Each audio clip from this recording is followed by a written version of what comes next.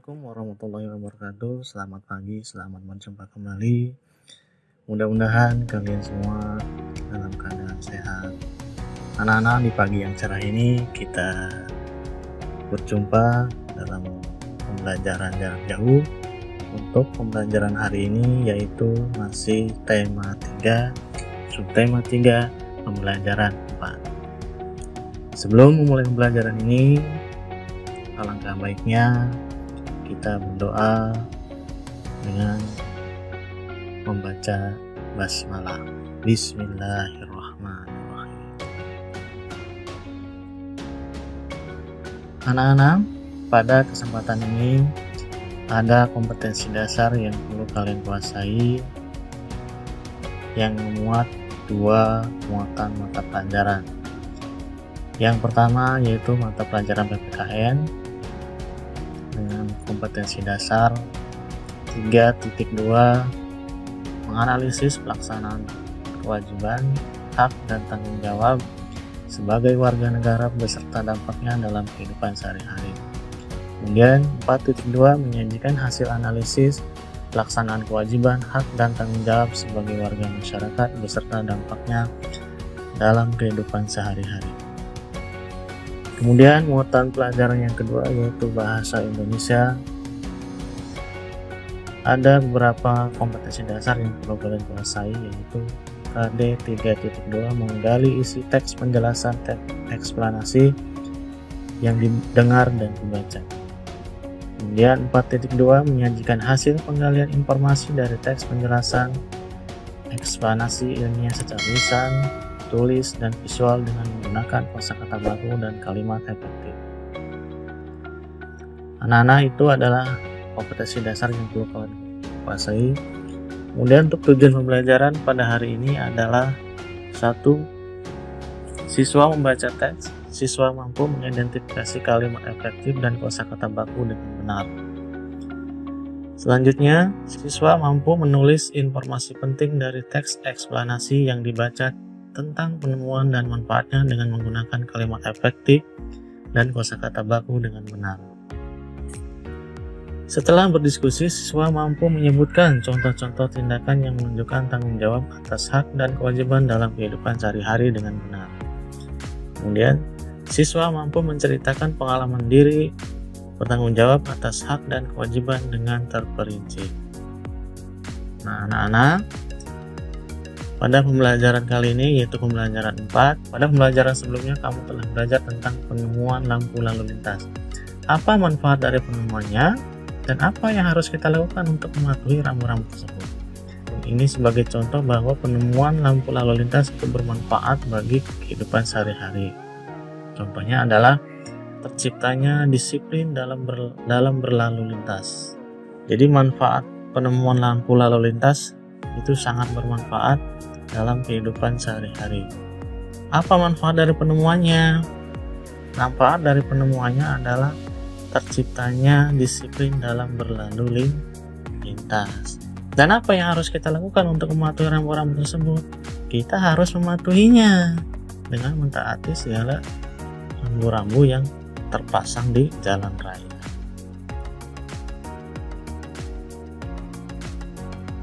Bacalah teks berikut ini. Rambu lalu lintas. Kita semua pasti sudah mengenal lampu lalu lintas. Kita sering melihat lampu lalu lintas di perempatan atau di persimpangan jalan. Lampu lalu lintas terdiri dari 3 warna yaitu merah, kuning, dan hijau. Tahukah kamu siapa yang menemukan lampu lalu lintas? Ia adalah Garrett August Morgan, seorang warga Amerika berkulit hitam yang peduli dengan keselamatan orang lain. Morgan terpanggil untuk menciptakan sistem lampu lalu lintas setelah melihat terjadinya kecelakaan antara mobil dengan kereta kuda. Ia enggak ingin kejadian itu terus berulang. Hingga saat ini, penemuan Morgan sangat bermanfaat untuk mengatur lalu lintas dan menyelamatkan pengguna jalan dari kecelakaan. Pada teks tersebut, kita dapat menemukan kosakata yang non baku dan juga kosakata baku dan juga kalimat tidak efektifnya. Di sini ada tabel mengenai kosakata non baku dan kosakata non baku. Yang pertama, kita melihat ada kosakata non baku.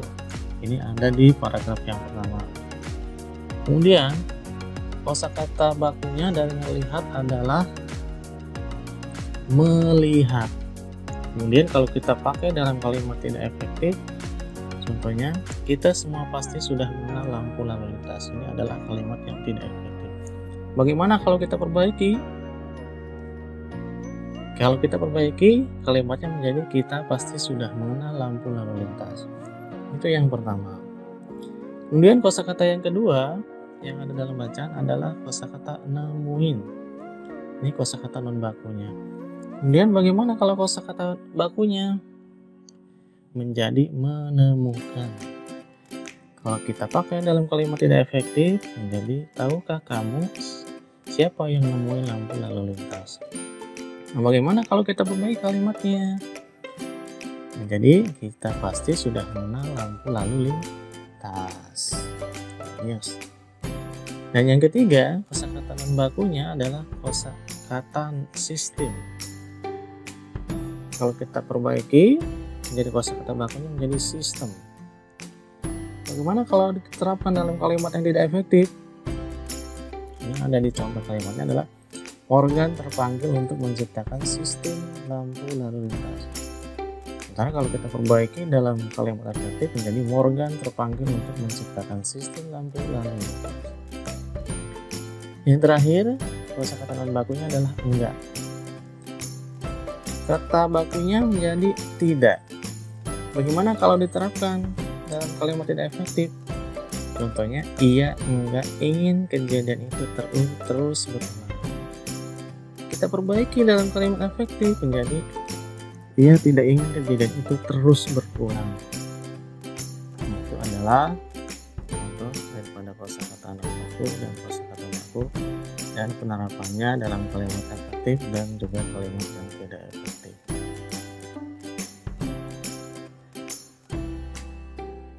Penggunaan kosakata baku. Kapan kosakata baku ini kita gunakan?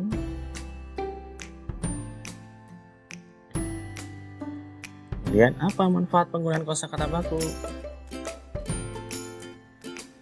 Kosakata baku digunakan pada saat kita menyusun sebuah karya ilmiah, saat menulis surat-surat resmi, dan ketika berpidato di acara formal. Jadi pada saat-saat resmi dan pada saat kita menulis sebuah karya ilmiah, kita tidak boleh menggunakan kosakata non baku, tapi kita harus menggunakan kosakata baku. Kemudian apa manfaatnya kalau kita menggunakan kosakata baku? Yang pertama adalah untuk menjunjung tinggi bahasa Indonesia. Yang kedua, kosakata baku itu tidak terpengaruh bahasa lain atau bahasa pergaulan suatu daerah sehingga mudah dimengerti semua orang. Jadi pada prinsipnya, bila kita ingin berbicara dengan orang lain, gunakanlah kosakata yang baku atau resmi. Baik anak-anak, mengenai pelaksanaan hak dan kewajiban berhubungan dengan bacaan lampu lalu lintas. Di bawah ini ada pelaksanaan hak dan kewajiban yang berhubungan dengan rambu-rambu lalu lintas. Pertama, mengenai pelaksanaan kewajiban, bila kita melaksanakan, yang pertama adalah memiliki surat-surat SIM maupun STNK, kemudian memakai helm, mengikuti rambu lalu lintas, berkendara pada lajur yang benar atau yang ditentukan, kemudian berkendara dengan kecepatan standar. Jadi kita harus melaksanakan kewajiban kita apabila kita sedang berada di jalan raya. Kemudian bagaimana kalau seseorang itu tidak melaksanakan kewajibannya? Di sini ada contoh-contohnya. Contohnya, pertama, tidak mau berhenti ketika lampu sudah merah. Kedua, berkendara dengan kecepatan sangat tinggi, berkendara melawan arah, berkendara tanpa menggunakan helm, kemudian tidak memiliki surat-surat resmi. Ini adalah contoh seorang yang tidak melaksanakan kewajiban. Apa dampaknya bila kita tidak melaksanakan kewajiban? khususnya untuk kita sendiri. Yang pertama, kita ditilang polisi.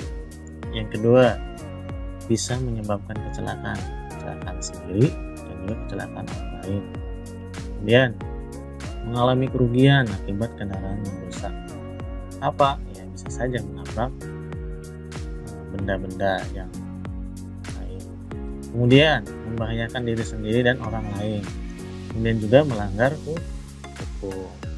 Bahwa ini adalah contoh-contohnya bagaimana pelaksanaan hak dan kewajiban yang berhubungan dengan rambu lalu lintas. Kemudian, apabila seseorang tidak melaksanakan kewajibannya di jalan raya, apakah hal tersebut dapat mengganggu hak orang lain? Tentunya betul. Jika seseorang tidak melaksanakan kewajibannya di jalan raya, dia dapat mengganggu hak orang lain. Kenapa? Karena jalan umum digunakan banyak orang. Setiap orang berhak mendapatkan keselamatan di jalan raya. Hal ini terwujud jika setiap orang melaksanakan kewajiban. Jadi, patuhilah rambu-rambu lalu lintas untuk keselamatan banyak orang.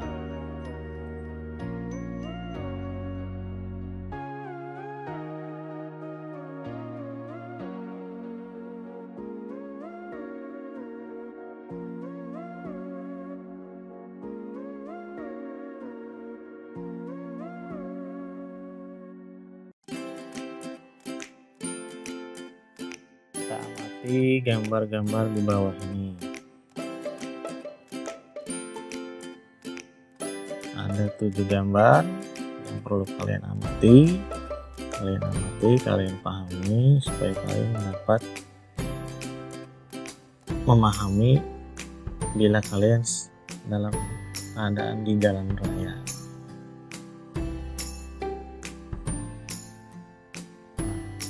Berdasarkan gambar yang telah kita amati, di sini kita dapat mengartikan arti daripada rambu-rambu lalu lintas tersebut. Yang nomor pertama atau nomor 1 itu artinya dilarang berjalan terus. Yang nomor 2 artinya dilarang berjalan terus apabila mengakibatkan rintangan. Yang nomor 3 dilarang berjalan terus pada persilangan sebidang lintasan kereta api jalur tunggal. Yang nomor 4, larangan masuk bagi kendaraan bermotor roda 2. Yang nomor 5, rambu petunjuk jurusan yang nomor 5, rambu petunjuk jurusan yang menyatakan arah pada gambar menunjukkan arah Cibitung. Yang nomor 6 itu artinya rumah sakit.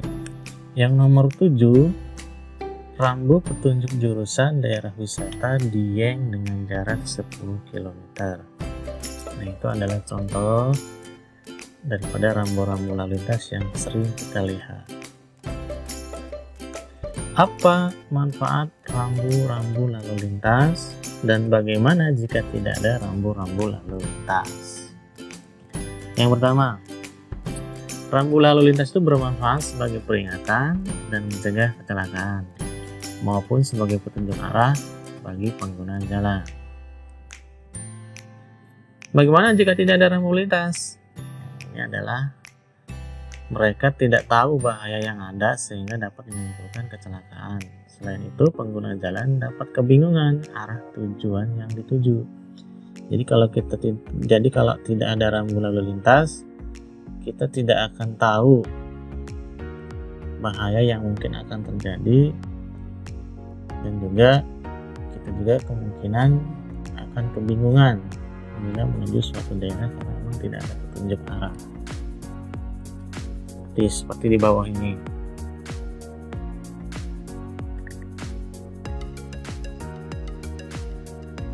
Macam-macam rambu lalu lintas.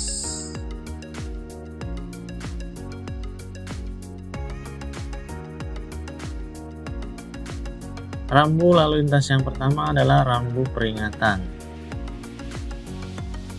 Apa rambu peringatan? Rambu peringatan adalah rambu yang berfungsi sebagai peringatan kepada pengemudi agar mewaspadai sesuatu di jalan, misalnya tanjakan, jalan menurun, belokan, tikungan tajam, dan jalan licin.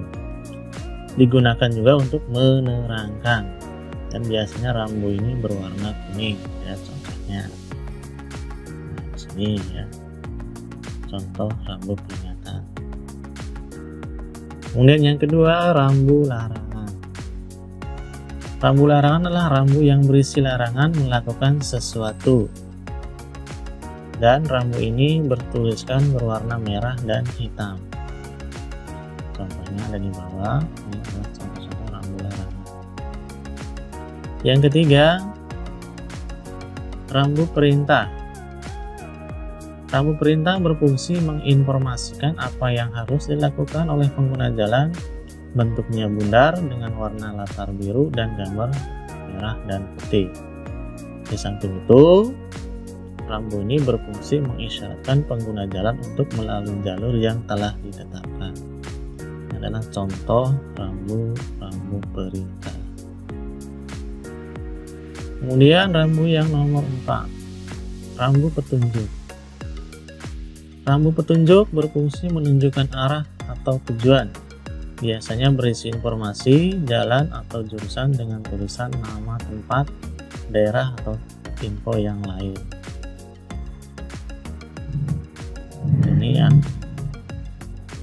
Ini adalah contoh rambu petunjuk.